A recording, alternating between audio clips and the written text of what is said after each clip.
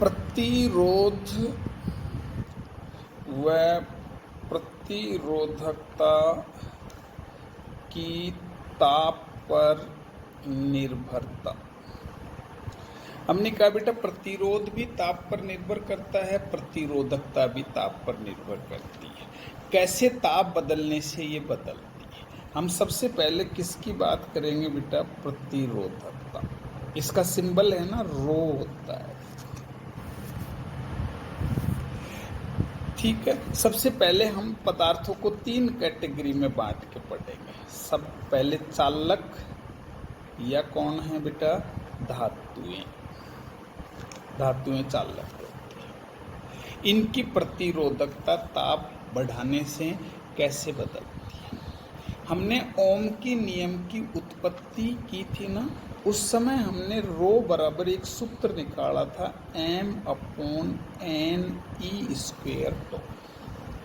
m electron का द्रव्यमान था, e इलेक्ट्रॉन का आवेश था, तो विश्रांति काल था और n एकांक आयतन में मुक्त इलेक्ट्रॉनों की संख्या थी।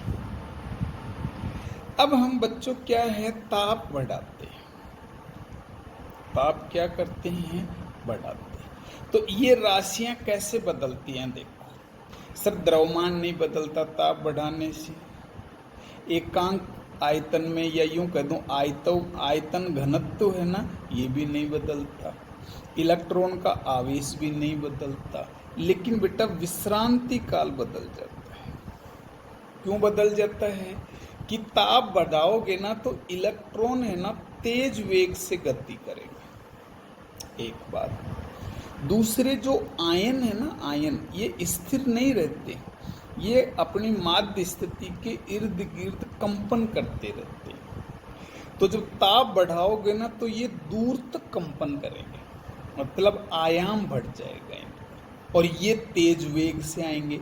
इसको VRMS कहते हैं।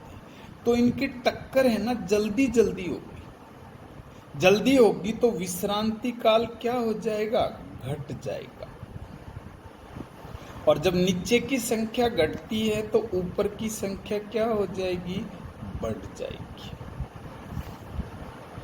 तो एक लाइन में निष्कर्ष हो गया कि धातुओं का ताप बढ़ाने पर विश्रांति काल घटता है और प्रतिरोधकता क्या हो जाती है? बढ़ जाती है। अब ये किस अनुपात में बढ़ती है? उसके लिए प्रयोग किए और उससे निष्कर्ष निकाले कि सर ये किसी T ताप पर प्रतिरोधकता है ना, उसके शून्य ताप पर प्रतिरोधकता और 1+αT ये रिलेशन होता है। प्रयोगों से निष्कर्ष निकाला है कि किसी T ताप की प्रतिरोधकता, ये 0 ताप की प्रतिरोधकता, ये ताप में वृद्धि है, ये पदार्थ का प्रतिरोधकता ताप गुणांक कहलाता है। इस सूत्र से इनमें संबंध होता है। अब मैं इसको थोड़ा हल करूं तो ये कैसे आ जाएगा बेटा? यूं आ जाएगा, ρ0αT, ये इधर ले आए।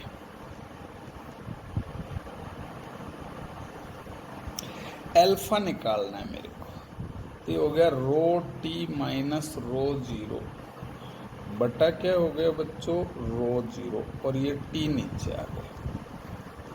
तो ये तो प्रतिरोधकता में परिवर्तन है, तो मैं इसको यूं भी लिख सकता हूँ, इसको यूं भी लिख सकता हूँ, इसको यूं।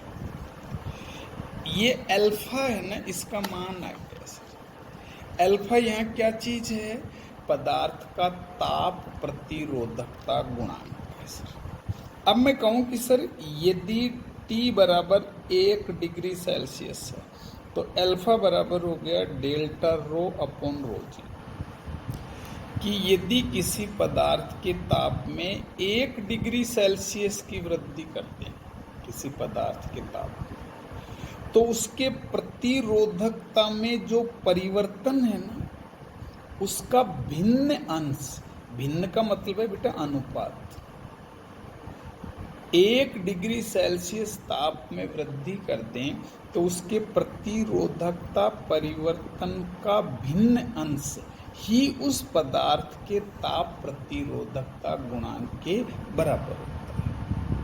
अब इसका हम यहाँ मात्रक भी बना लेते है ना। मात्रक बेटा, इनके मात्रक तो आपस में कट गए क्योंकि ये भी प्रतिरोधकता है, ये भी प्रतिरोधकता है, पर इसमें नीचे टी और आता है, तो ये हो गया 1/डिग्री सेल्सियस, या मैं कह दूं प्रति डिग्री सेल्सियस। प्रति डिग्री क्या है? सेल्सियस। डिग्री सेल्सियस 0 लिख दिया मैंने। ये डिग्री क्या है बच्चों? सेल्सियस। इसका मात्रक ये होता है। ये चालकों के लिए है ना बेटा, ये अल्फा है ना धनात्मक होता है। क्या होता है? धनात्मक। अब आप देखो, जब ये धनात्मक होगा, अब यहाँ से देखो, जब ये धनात्मक होगा तो तभी होगा जब ये मान बड़ा हो और ये मान छोटा हो। इसका मतलब ताप बढ़ाने पर अल्फा धनात्मक तभी हो सकता है जब बाद की प्रतिरोधकता बड़ी हो और पहली प्रतिरोधकता क्या हो? छोटी हो।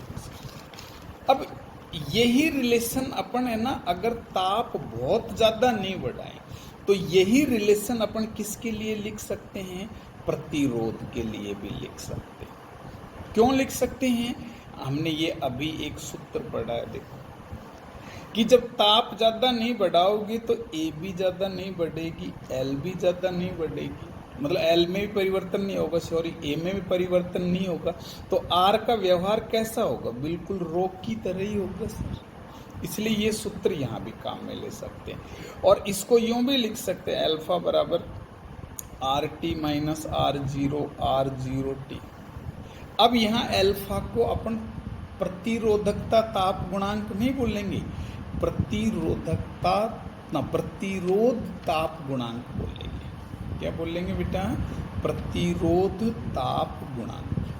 और इससे ये हो गया कि ताप बढ़ाने पर चालकों या धातुओं का प्रतिरोध भी बढ़ता है सर। इसकी ग्राफ भी है, देखो कैसी ग्राफ है। ये केल्विन में हमने टेम्परेचर लिया, ये रो और आर का व्यवहार लगभग सिमिलर है। अब अपन जैसे जैसे क्या करते हैं, ताप को घटाते हैं। देखो, तो हम क्या देखते हैं, ताप बढ़ाने से बढ़ रहा है तो घटाने से घटेगा, तो हम ताप घटाते हैं तो ये ऐसे घटता जाता है, देखो घटता जाता है। और ये यहाँ पर है ना, ये एक निश्चित मान प्राप्त कर लेता है। किस पर? 0 केल्विन पर। शून्य नहीं होती है प्रतिरोधकता चालकों की ना, एक निश्चित मान ले लेता है। शून्य मान नहीं होता, क्या ले लेता है बेटा? एक निश्चित मान ले लेता है। देखो, अब हम आपको सिखाएंगे कुचालकों के लिए। कुचालकों के लिए क्या है बेटा, कि कुचालकों का ताप बढ़ाते हैं ना अपन, तो इनकी प्रतिरोधकता है ना चरघातांकी रूप से घटती है। प्रयोग से क्या निष्कर्ष निकाला है? ये निकाला, एक सूत्र है ई की पावर Eg बटा क्या होता है? 2kT।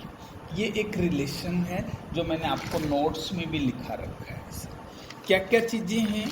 ये तो 0 केल्विन पर है, 0 डिग्री सेल्सियस पर है, ये T डिग्री सेल्सियस पर है। ये Eg है ना, ये वर्जित ऊर्जा अंतराल होता है ना। संयोजी बैंड और चालन बैंड आपने कहीं केमिस्ट्री में पढ़े, उनके बीच का ऊर्जा अंतर होता है। ये वोल्टेज मान नियतांक है, ये ताप है केल्विन में। अब इस सूत्र में जब T बढ़ेगा तो रो T क्या होगा? घटेगा, क्योंकि ये नीचे है। तो नीचे की संख्या जब इसको खोलेंगे अपन, तो जब T नीचे आएगा तो नीचे की संख्या बढ़ेगी, तो ये क्या होगा? घटेगी। और कैसे घटेगी? ये E की घात, E को बेटा हम चर बोलते हैं, चर की घात के रूप में बढ़ेगी। किसके रूप में? चर की घात के रूप में। तो हम कहेंगे कुचालकों का ताप बढ़ाने पर प्रतिरोधकता है ना चरघातांकी रूप में घटती है। अब हम सिखाएंगे आपको अर्धचालक। अर्धचालकों के लिए वही सूत्र अभी हमने पढ़ा, रो बराबर mN/E²। अब अर्धचालकों का ताप बढ़ाते हैं ना बेटा, m नहीं बदलता है, E नहीं बदलता है, टो नहीं बदलता है, लेकिन ये N है ना, ये बढ़ जाता है। क्यों बढ़ जाता है? कि सर जैसे जैसे ताप बढ़ाएंगे ना तो सहसंयोजी बंध टूटते हैं, इससे इलेक्ट्रॉन और होलों की संख्या बढ़ती है।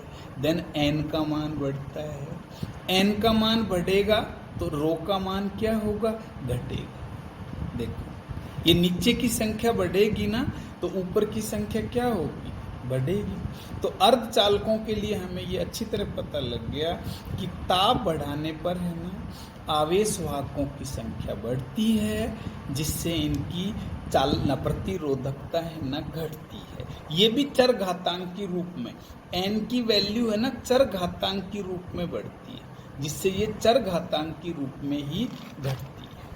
कैसे है, इसकी ग्राफ है देखो, ये है बेटा T वो केल्विन में, ये रो है, ये R है, ये ग्राफ है इसकी। ये चर घातांक के रूप में है ना घटती जा रही है इसकी। एक और मैंने बताया, आपको बताया नोट्स में, मिश्र धातु, दो मिश्र धातु लिए मैंने, कांस्टेंटन और दूसरी क्या है बेटा, कांस्टेंटन। देखो एक पहली धातु है और दूसरी क्या है, मैग्नीन। इनका क्या गुण होता है कि इनका अल्फा है ना लगभग शून्य होता है। तो अल्फा जब शून्य है तो ये rho T minus rho zero बराबर भी जीरो होगा, और रो टी बराबर क्या होगा, रो जीरो। तो ऐसे पदार्थों को, मिश्र धातुओं का ताप बढ़ाने पर उनकी प्रतिरोधकता है ना लगभग समान ही रहती है। इसलिए इनका उपयोग है ना किसमें करते हैं, प्रतिरोध तार बनाने में किया जाता है। क्योंकि लेबोरेटरी में अपन क्या है, प्रतिरोध तार को कई देर काम में लेते हैं, धारा बहती है, वो गर्म हो जाता है, लेकिन गर्म होगा तो प्रतिरोध बदलेगा अगर चालकों के लिए लोगे तो। लेकिन हम चालक तार न लेकर के क्या लेते हैं, इनका तार लेते हैं, जिससे इनका अल्फा बराबर जीरो होने से इनकी रो या प्रतिरोध लगभग क्या रहता है, नियत ही रहता है। अब हम आपको सिखाएंगे बेटा अति चालकता। अति का अर्थ होता है ज्यादा, चालकता का मान बहुत अधिक हो जाना, इसको इंग्लिश में सुपर कंडक्टिविटी कहते हैं। अभी मैंने पिछले टॉपिक पे पढ़ाया है, चालकता बराबर होता है 1 प्रतिरोधकता। इसको सिग्मा से दर्शाते हैं, इसको रो से दर्शाते हैं। देखो बेटा यदि रो बराबर जीरो कर दें तो सिग्मा बराबर 1/0 बराबर इन्फिनिटी, अनंत। इसको अति भी बोल सकते कि अगर अपन किसी पदार्थ की प्रतिरोधकता शून्य कर दें तो उसकी चालकता क्या हो जाएगी, अनंत। इसी स्थिति को हम क्या कहते हैं, अति चालकता। ये देखा है हमने कि कुछ धातु या मिश्र धातुओं का ताप घटाते जाते हैं। जैसे हमने पारे का ताप है ना 4.2 केल्विन कर दिया घटाते घटाते, तो ऐसी स्थिति आ जाती है कि सर प्रतिरोधकता का मान शून्य हो जाता है और चालकता क्या हो जाती है, अनंत। इस घटना को हम क्या कहते हैं, अति चालकता। ऐसे पदार्थ को क्या कहते हैं, अति चालकता। इस ताप को क्या कहते हैं, क्रांतिक ताप, जिस पर चालकता क्या हो जाती है, अनंत। इसको कौन सा ताप कहते हैं, क्रांतिक ताप कहते हैं। जैसे ये मैंने आपको किसका बताया है, पारे का। ऐसे ही बेटा अगर अपन शीशा देखें ना, ये 7.2 केल्विन पर हो जाती है। और अति चालकता की स्थिति में धारा के मार्ग में कोई बाधा नहीं आती है। अगर एक बार आप धारा बहा दोगे ना, अनंत काल तक बहती रहेगी।